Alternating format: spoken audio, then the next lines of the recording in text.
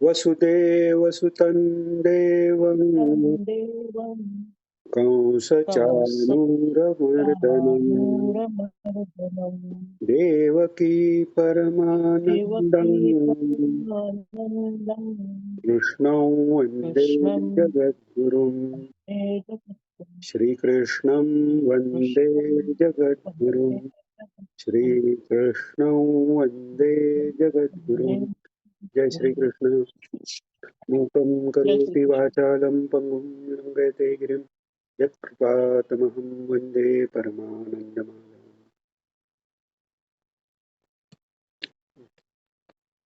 तर काल आपण पाहिलं यज्ञाबद्दल झालं आणि अ, असंग वृत्तीने कर्म करण्याबद्दल भगवानांनी सांगितलं. आता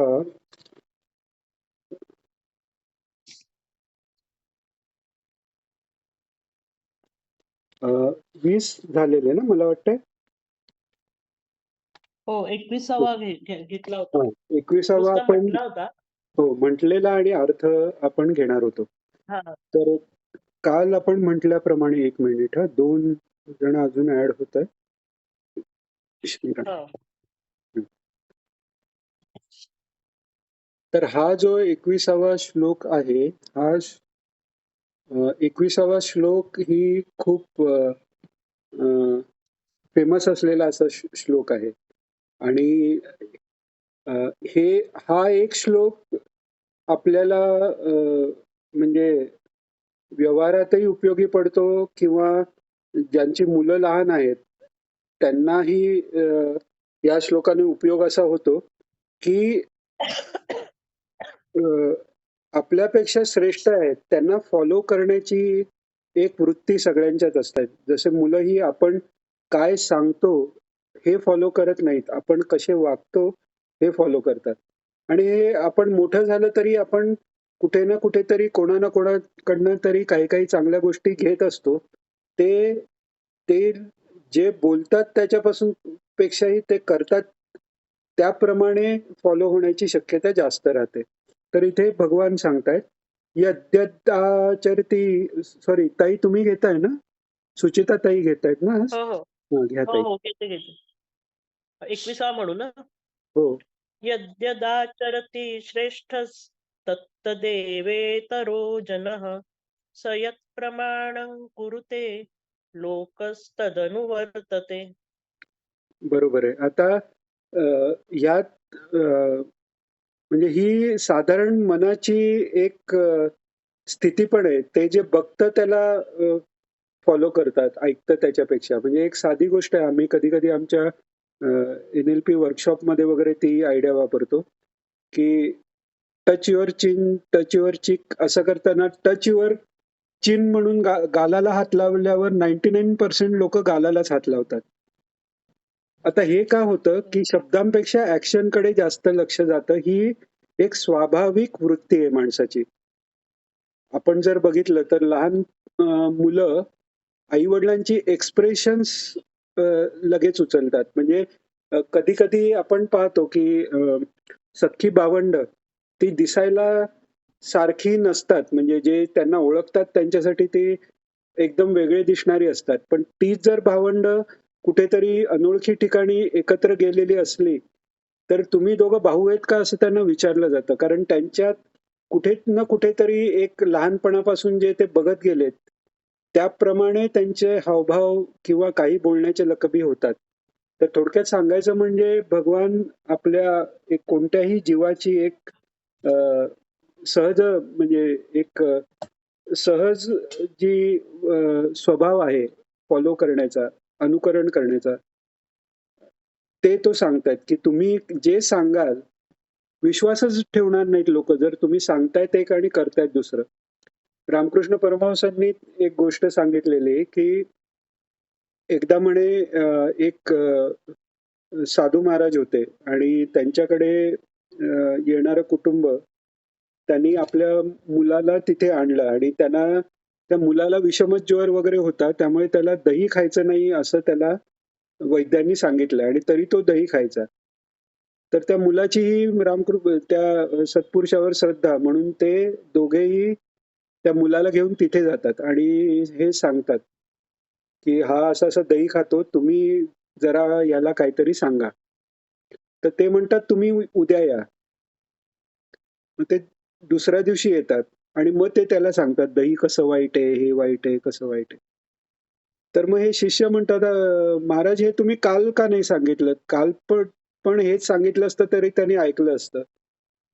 तर ते म्हणतात, "नाही, काल तुम्ही जेव्हा आलात तेव्हा मी नुकतंच दही खाल्लेलं.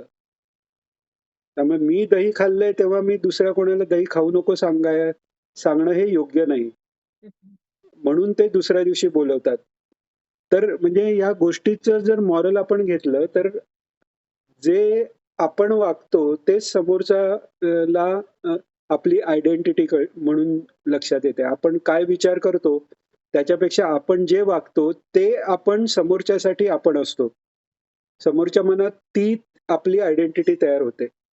तर तसं सत्पुरुष ज्यांना परमानंद मिळालेला आहे, ते त्यांना जरीही कर्तव्य कर्माची आवश्यकता नसली, तरी जर परमहंस असे ते को विधी को निषेधा असं असलं, म्हणजे त्यांच्यासाठी कोणताही विधी नाहीये आणि निषेध नाही.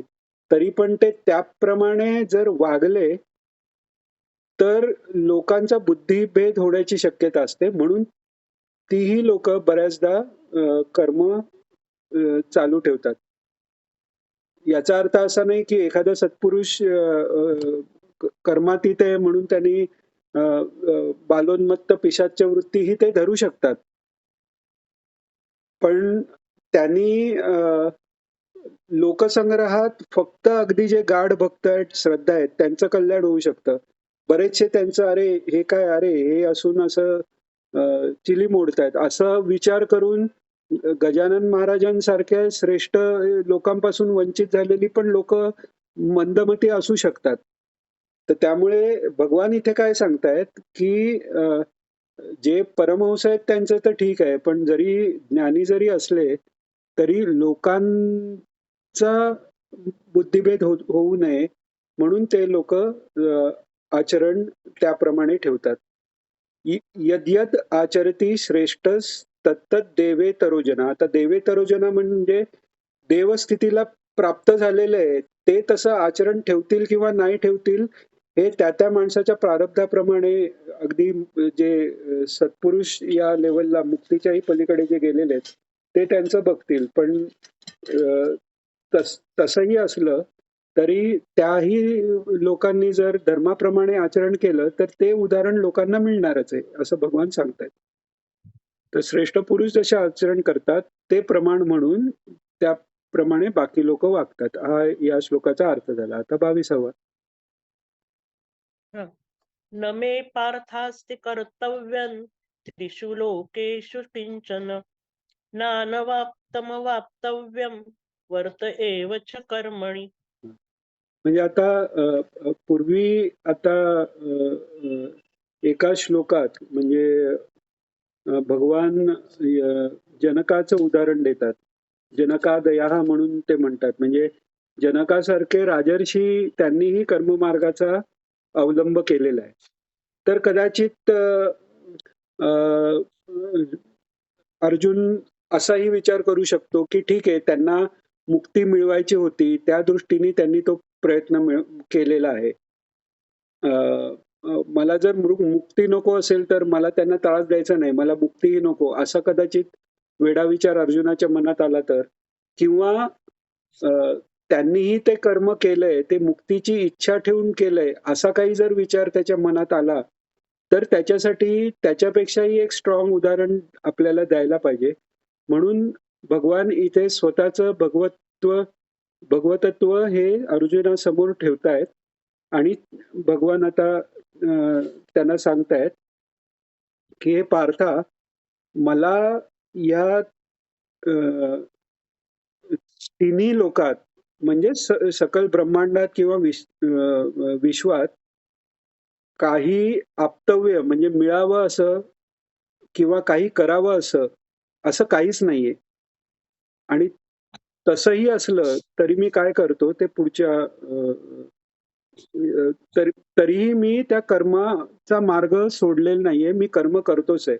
म्हणजे सरळ-सरळ भगवान म्हणतायत, की मला म्हणजे एक आपण साध्या भाषेत म्हटलं तर मला घेणं नाही की देणं नाही, पांडव काय करतायत, कौरव काय करतायत.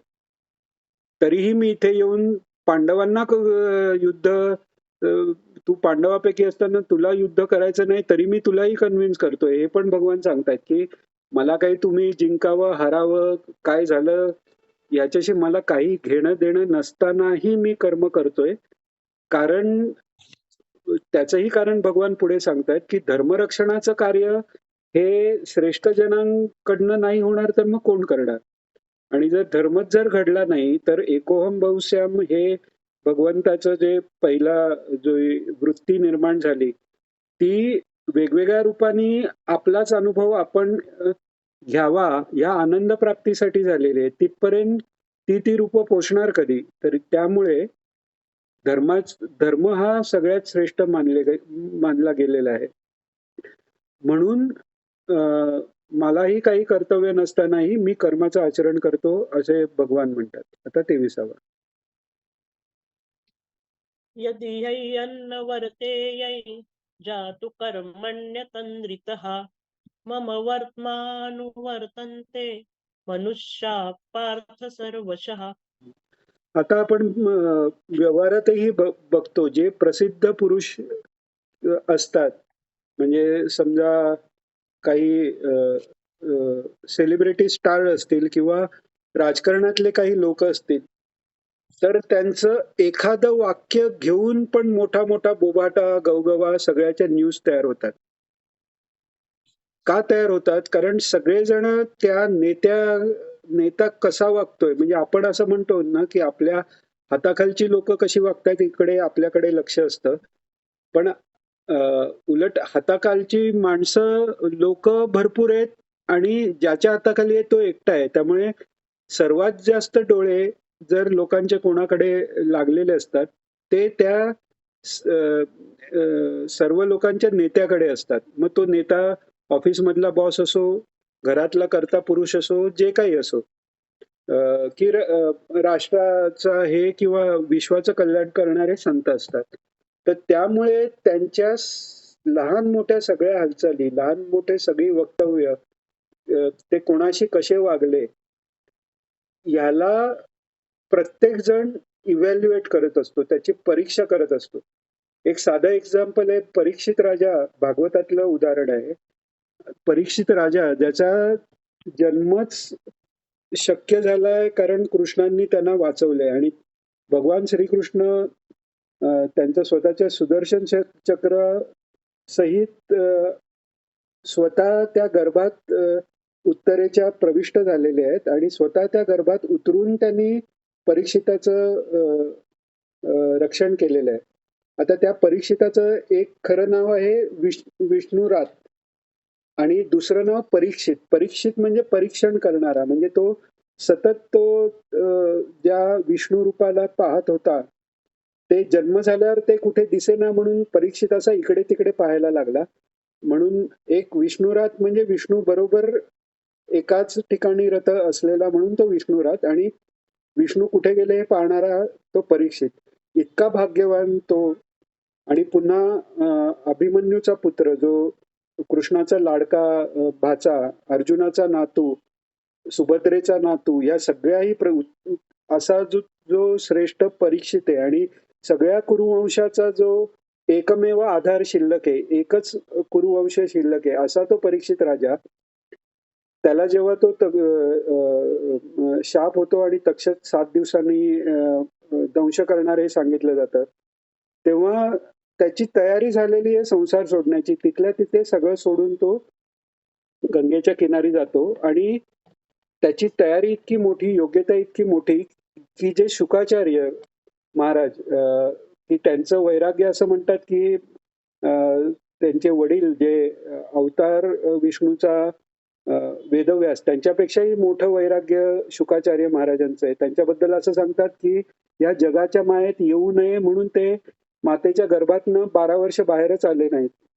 असे ते शुकाचार्य ते स्वतःहून त्याला उपदेश द्यायला आलेले आहेत. एवढं त्याची योग्यता आहे परीक्षित राजाची. पण तोही परीक्षित राजा जेव्हा भगवंताचे रासलीलेचा रास पंचाध्यायी जेव्हा ते 5 अध्याय जेव्हा हे शुकाचार्य महाराज सांगतायत, तेव्हा तो परीक्षित राजाही विचारतो, की भगवंताचा जन्म जो आहे, तो धर्माचं रक्षण करण्यासाठी झालेला असताना, असं हे धर्माच्या वेगळं आचरण त्यांनी कसं केलं? आणि ज्या गोपी त्या कृष्ण जरी असला तरी तो परपुरुष असताना त्याच्याबद्दल आसक्ती ठेवून सुद्धा त्या मुक्त झाल्या, हे कसं काय? म्हणजे इतक्या साधकण्याच्या वरच्या अवस्थेलाही जाऊन त्या पूर्णावतार जो पूर्ण पूर्णावतार पूर्णरूपी जो परमात्मा आहे त्याच्याबद्दलही इतक्या चांगल्या भक्ताची शंका येऊ शकते. तर मग अर्जुनाचं काय? अर्जुनाबद्दल तर शंका घेणारे जास्तच निघू शकतील. तर त्या ठिकाणी शुकाचार्य महाराज म्हणजे अक्षरशः त्या परीक्षित राजाला थोड्याशा रागाने म्हणतात, की म्हणाले, की "तू शंका कोणाबद्दल घेतोस याचाही विचार कर" म्हणे. आणि मग ते सांगतात, जे भाजलेलं जे बीज आहे, त्या भाजलेल्या बीजातनं जशी फलोत्पत्ती होत नाही, तशी ज्यांची आसक्ती गेलेली आहे त्यांच्याकडनं काही बीज उत्पन्न होत नाहीत. आणि पतिव्रता स्त्रियेला पतीला परमेश्वर मानायला लागून त्या दृष्टीने पतीची सगळी सेवा आणि पतीबरोबरचे संबंध असतात. तो परमेश्वरच साक्षात समोर आहे, म्हणजे त्यांचा धर्म झालेलाच आहे. उलट उच्च धर्म झालेला आहे, असं ते त्याला सांगतात. आणि दुसरं गोपींबद्दलही सांगतात, की त्या गोपींनी स्तुती कशी केली आहे ते बघा. म्हणजे तुला जे वाटतंय, की फक्त काम हा फक्त गोपींचा आहे, तर गोपी गीतात गोपी म्हणतात, की "न खलु गोपिका नंदनो भवान, अखिल देहीनाम अंतरात्मदृक्." म्हणजे तू फक्त नंद आणि गोपी म्हणजे यशोदा यांचा पुत्र नसून अखिल देही जे आहेत, ज्यांनी ज्यांनी देह धारण केलेला, म्हणजे फक्त मनुष्य असंच नाही, सूर्यचंद्र हे पण त्यांचे त्यांचे देह धारण केलेलं, यांचा अंतरात्मा तू आहेस, असं ते गोपी गीतात च्या सुरुवातीच्याच एक 5-6 श्लोकात तो श्लोक आलेला आहे. तर ते सांगतात, ते म्हणजे ती ज्ञानवृत्ती त्यांच्याकडे आहे. तर त्यामुळे हे सांगण्याचं कारण असं, की जर भगवंतांसारख्या आता कृष्णाचं उदाहरण झालं. रामाच्या बाबतीत पण अजूनही किती लोकं शंका घेतात, की असं कसं धोप्याचं ऐकून त्याला माहिती होतं स्त्रिया ही सीता निर्दोष आहे, तरी त्यांनी वनात का पाठवलं? म्हणजे पूर्ण धार्मिक कृत्य करूनही जर लोक शंका घेतात, तर त्या वेदात सांगितल्याप्रमाणे जर एखादा सत्पुरुष वागत म्हणजे सत्पुरुषपेक्षा एखादाही जर नेता किंवा एखाद्या समाजाचा वरचा एक गाईडिंग फॅक्टर असलेली व्यक्ती वागत नसेल, तर त्या लोकांचा बुद्धिभेद होऊ शकतो. म्हणून हे भगवान सांगतायत, की मी जर असं वागलं नाही, तर मी जर सावध राहून कर्म केली नाही, तर खूप नुकसान होईल. कारण सगळी माणसं माझ्या सगळ्याच आचरणाचं तसं अनुकरण करायला लागतील. आणि मग काय होईल ते आता 24व्या श्लोकात सांगतायत बघा. 24वा श्लोक. उत्सीदेयुरिमे लोका न कुर्यां कर्म चेदहम् शङ्करस्य च कर्ता स्याम् उपहन्यामि मा प्रजाः. आता इथे भगवंताचं अर्जुनाला सांगतानाच एक चातुर्य दिसतंय. म्हणजे आपण गीता वाचताना किंवा महाभारत वाचताना महाभारतात अ, व्यासांची प्रतिज्ञा आहे, की जगात जेवढं सगळं ज्ञान आहे धर्म, अर्थ, काम, मोक्षाबद्दल, ते सगळं महाभारतात आलंय. आणि जे महाभारतात नाहीये ते कुठेही नाहीये या 4 पुरुषांबद्दल. तर हे तर अख्ख्या महाभारताची गोष्ट आहेच. तसंच गीतेत आणि भगवंतांचे जे चरित्र आहे किंवा भगवंताचं एक साधक बोलण्यात पण एका वेळी किती अर्थ असू शकतात, अ, ते ते समजण्यासाठी हा एक श्लोक ही खूप महत्वाचा आहे. आता भगवान काय म्हणतायत, की मीच जर कर्म केलं नाही, तर उत्सिते युरिमे लोका म्हणजे लोकांचं उच्चाटन होईल, नष्टभ्रष्ट होतील आणि संकरस्य च कर्ता स्याम उपहन्या मिमाः प्रजा म्हणजे मग संकराचं कारण मी होईल आणि तसेच या सर्व प्रजेचा घात करणारा मी होईल. म्हणजे आता भगवान काय करतायत बऱ्याच वेळा जेव्हा आपण एखाद्याला एखादी गोष्ट करायला सांगतो, तेव्हा असं म्हणतात सायकॉलॉजीच्या ह्याच्याप्रमाणे, की आपलं जे लॉजिकल माइंड आहे म्हणजे जे ॲनालिसिस करून किंवा विचार करणारं जे मन आहे, आपण जनरली त्याला बुद्धी म्हणतो. खरी बुद्धी याचा अर्थ खरा बघायला गेला तर निर्णयाप्रत जेव्हा मन येतं, तेव्हा ती बुद्धी आहे. पण ॲनालिसिस करणं हा पण सारासार विचार करणं हा पण मनाचाच भाग खरं तर येतो. तर अ, एखाद्याला एखादी गोष्ट करायची असेल, तर आपण आपण पण कधी-कधी हे वागतो. बघ मी पण हे असं केलं, तर मला असा त्रास होईल ना, म्हणून मी असं वागत नाही. म्हणजे डायरेक्ट तू असं वागू नको हे न सांगता, माझं करणं म्हणजे मी जर धर्माप्रमाणे कर्म केलं नाही, तर संकर होईल आणि त्याचा जबाबदार मी राहील. म्हणजे ते कुठेतरी आधी जे अर्जुनाने सांगितलेलं आहे ना, की मी युद्ध केलं तर वर्णसंकर होईल आणि सगळ्या याचा नाश होईल. तर इथे भगवान ते ह्या श्लोकाने खोडून काढतायत, की उलट धर्माच्या प्रमाणे नाही वागलं, तर खऱ्या अर्थाने संकर होईल. कारण आदर्श समोर राहणार नाही. माणसं मेल्यानी आदर्श निघून जात नाही. त्यांच्या ठीक आहे जरा पुरुष सगळे मारले गेले, स्त्रिया कमी राहिल्या, तर काही स्त्रियांना वेगळे विचार येतील, पण तरीही त्यांच्या मनात कुठेतरी आदर्श काय आहे याच्याबद्दल गोंधळ नाहीये. म्हणजे त्याच्यामुळे जरी वर्णसंकर होण्याची जर शक्यता एक वेळा आपण जस्ट हे वाद घालण्यापुरती अझ्युम केली, गृहीत धरली, तरी त्यांच्या मनात तरीही स्त्रियांनी कसं व्हावं या विचारात दुमत नाहीये. फक्त त्यांना ते जमत नाहीये असं होऊ शकेल. पण इथे काय सत्पुरुषच एक श्रेष्ठ पुरुषच वेगळ्याप्रमाणे वागला, तर तसं वागायला हरकत नाही म्हणजे तशी वेळ नाही आली तरी तसं सगळे वागायला लागतील आणि खरा नाश होईल.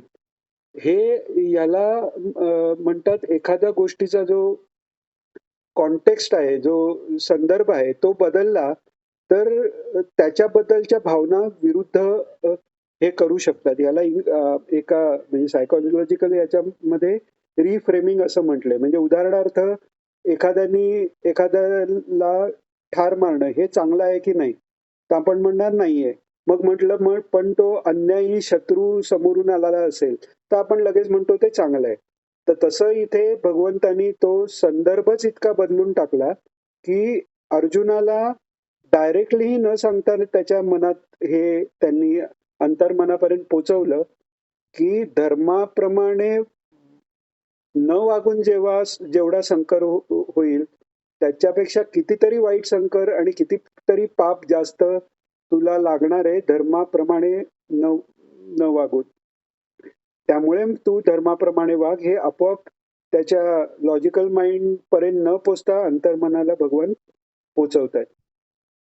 आणि मग आता 25 ते अजून अ, अ, अ, परत म्हणजे कर्मासक्त असलेले अज्ञानी काय करतात त्याच्याबद्दल 25व्यात सांगतील. 25वा श्लोक. हो. सक्ता कर्मण्य विद्वांसो यथा कुर्वन्ति भारत कुर्यात् विद्वांस तथा सक्तश्चिकीर्षुर्लोकसंग्रहम्. म्हणून ते सांगतात म्हणून जो अ, म्हणजे आधी दुसऱ्या अध्यायात भगवंतांनी त्याला सांगितलं की तुझं जे वागणं आहे म्हणजे तुझं आता गांडीव खाली पडतंय, थरथरतंय, ओठ सुकले, घशाला कोरड पडले, हे जे सगळं सांगतोयस आणि तू ज्ञान सांगतोयस. पण खरं तर ज्ञानी कसा असतो? स्थितप्रज्ञ असतो. मग ते स्थितप्रज्ञाचं शीतोष्ण असेल किंवा हे असेल तरी तो त्याची प्रज्ञा प्रतिष्ठितच असते. तो असा हालत नाही.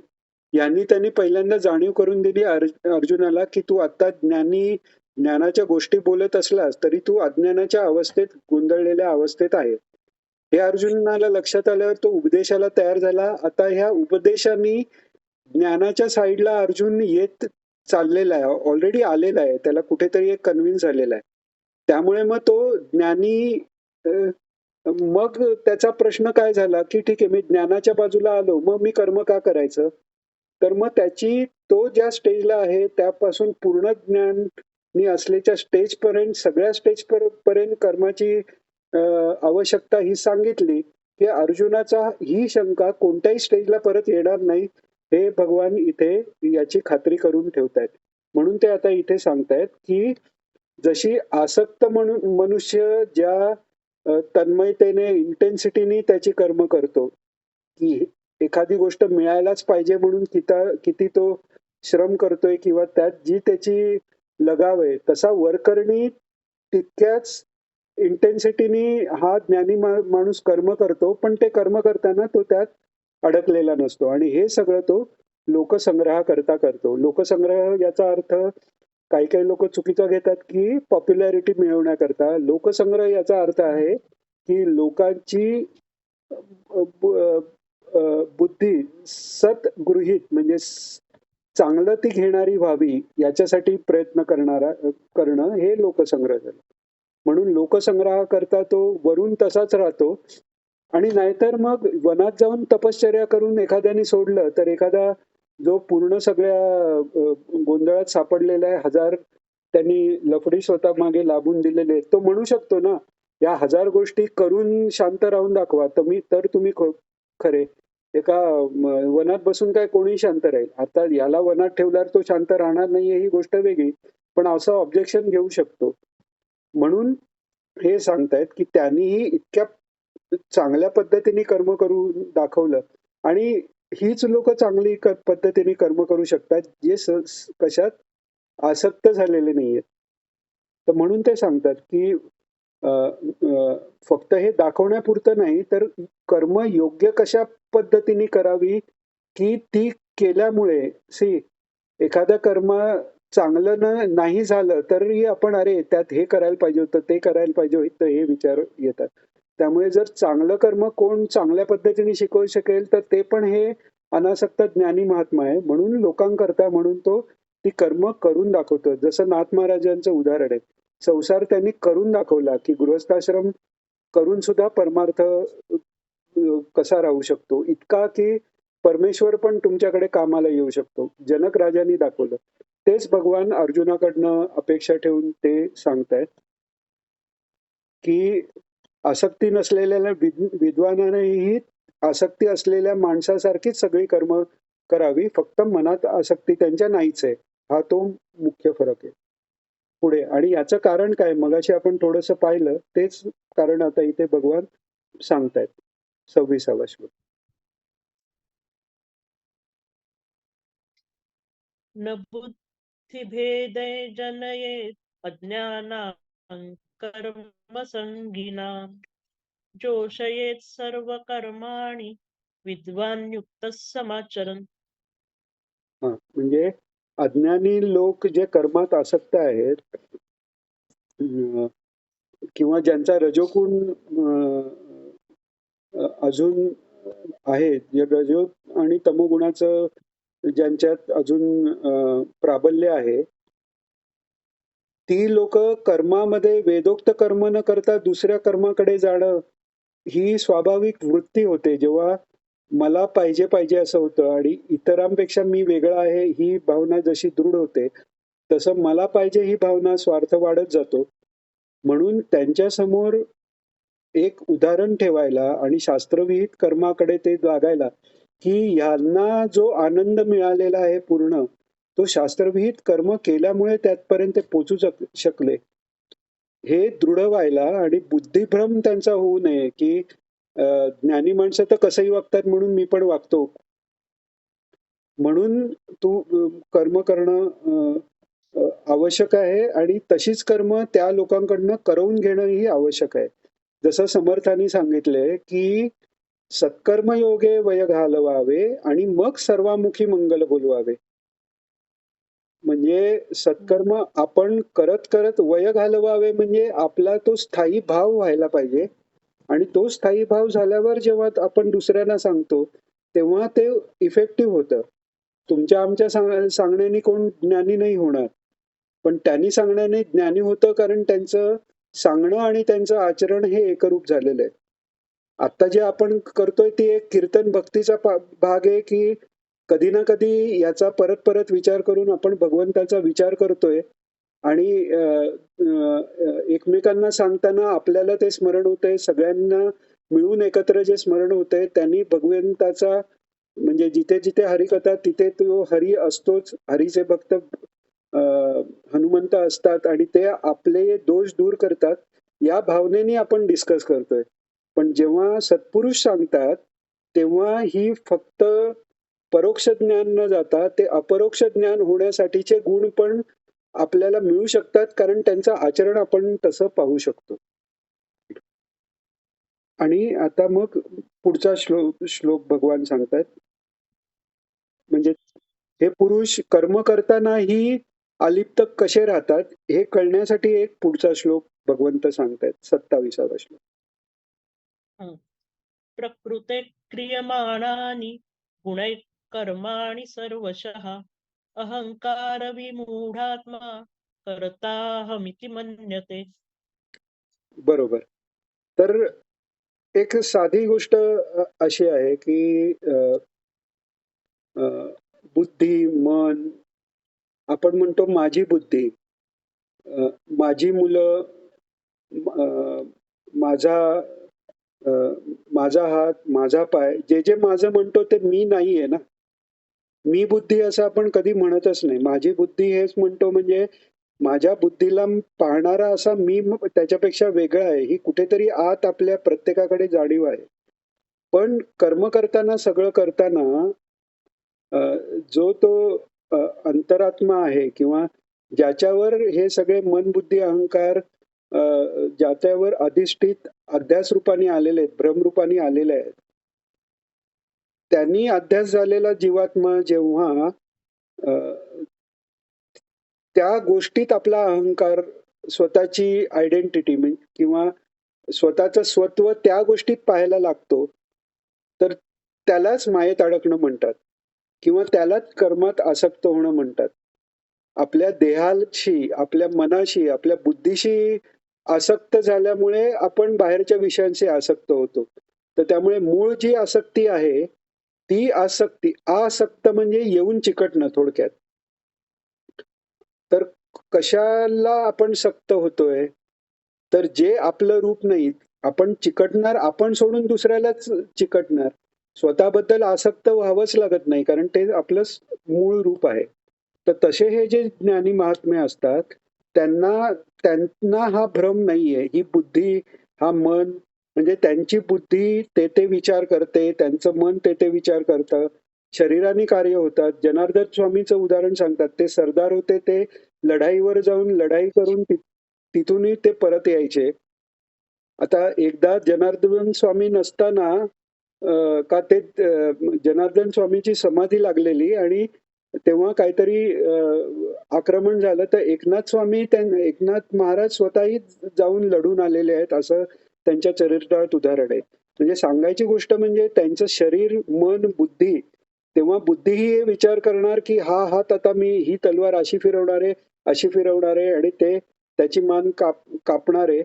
फक्त ते मी म्हणजे म्हणताना असं म्हणत नाही. आता या देहाने त्यांचा विचार जर आपण हे करायला गेला, तर हे या देहाने असं केलं तर ते कर्तव्य कर्म आहे, अशा इतक्या त्रयस्थपणे त्यांच्या त्या गोष्टी चालू असतात, जे आपल्याला आत्ता इमॅजिन करायला कठीण जाते. पण थोडक्यात त्यांना हे दिसतंय, की प्रकृते क्रियमाणानी गुणैः कर्माणि सर्वशः.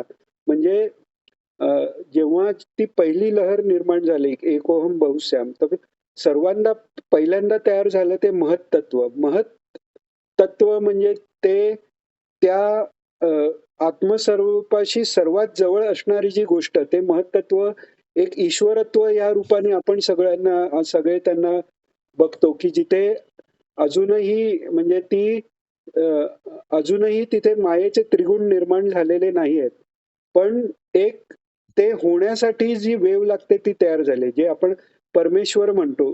म्हणजे परमेश्वर जरी म्हटला तो त्रिगुणातीत असून सुद्धा त्याला दया, सर्वांबद्दल प्रेम, सुहृदः सर्व भूतानां हे जे आहे, हे त्या तिकडे महत्तत्वापासून त्याची सुरुवात व्हायला झालेली आहे. ते महत्व तत्वापासून अहंकार, त्रिगुणाचे मग नंतर पंचमहाभूत, पंचमहाभूताचं पंचीकरण होतं. मग सगळे हे सृष्टीचा पसारा होतो. तर थोडक्यात ह्या त्रिगुणांचा सगळा खेळ म्हणजे ही सृष्टी आहे. हे त्रिगुण सम झाले तेव्हा सम अवस्था म्हणजे सत्वगुण, रजोगुण, तमोगुण हे इक्वल आहेत अशी अवस्था राहत नाही. ते नलिफाय होऊन तिथे गुणच राहत नाहीत. तर जेव्हा त्या त्रिगुणांचा खेळ सुरू होतो, ती ही सगळी माया आहे. आणि त्रिगुणाची निर्मिती हीच प्रकृती आहे. त्यामुळे जे काही खेळ चाललेत ते त्रिगुणात आहेत. आपण कोणतीही क्रिया जरी जिवंत याची किंवा वस्तूंची जरी घेतली तर ती या त्रिगुणात आपल्याला बसवता येते, सहज बसवता येते. तर त्यांना हे दिसत असतं की हे जे सगळं चाललेलं आहे त्यांना ते एक म्हणजे फॉर एक्झाम्पल आपण समजा पिक्चर बघतोय. आता एखाद्या माणसाला आपण विचारलं की तुम्ही समजा अमुक अमुक हिरोला पाहिलेलं आहे का? आपण पटकन हो बघतोय. कुठे कुठे तर टीव्हीवर. तर टीव्हीवर तर सगळे ते टीव्हीवर असंख्य छोटे छोटे दिवे असतात ज्याला पिक्सेल म्हणतात. आणि तो प्रत्येक दिव्यात रंगाच्या वेगवेगळ्या कॉम्बिनेशननी एकत्रित होऊन असं एक चित्र तयार होतं आणि ते त्या सिग्नल प्रमाणे वेगवेगळे दिवे वेगवेगळ्या प्रकारे पेटतात. त्यांनी ते चित्र हलताना दिसतो. खरा तो हिरो तिथे नसतो. आता हे माहीत असून सुद्धा त्या हिरोला गोळी लागली किंवा इमोशनल प्रसंग आला तर आपल्याला वाईट वाटतं. तेच मोठ्या स्केलवर या जगाचं आहे. हे सगळं जे भास आहे तो वास्तविक त्रिगुणाचा आहे. हे सगळं त्रिगुणात चाललेलं आहे आणि मी त्याच्यापेक्षा वेगळा आहे. ही भावना थोड्या काळासाठी आपण विसरतो तेव्हा आपण जीव म्हणून डिफाईन होतो आणि आपण मग त्यातनं बाहेर काढायला म्हणून हे सगळे उपाय आहेत. आणि मग ते उपाय काट्याने काटा कसा काढावा त्याच्यासाठीच कर्मानीच कर्माच्या आसक्तीचा नाश होण्याकरता हा धर्म सांगितलेला आहे. आणि म्हणून तो जो महात्मा आहे त्याच्या मनात हा इल्युजन किंवा ह्या भासाचा परिणाम नाहीये. त्याला ते वेगळं दिसतंय. पण अज्ञानी जो आहे त्याला ही कार्य गुणाकडनं होणारी आहेत, माझ्याकडनं होणारी नाहीत. मी तटस्थ साक्षी आहे, चिदानंद रूप शिवोहम शिवोहम, ही जी भूमिका आहे ही त्याची नसते आणि तो स्वतःला करता म्हणतो. ते स्वतः आहे. स्वत्व त्यांनी कशाला दिलंय तर मन, बुद्धी, इंद्रिय आणि या स्थूल देहालाही तो स्वत्व देतो तेव्हा. आणि तेव्हा जो तत्व जाणणारा काय करतो ते 28व्या श्लोकात दिले, ते उद्या पाहू.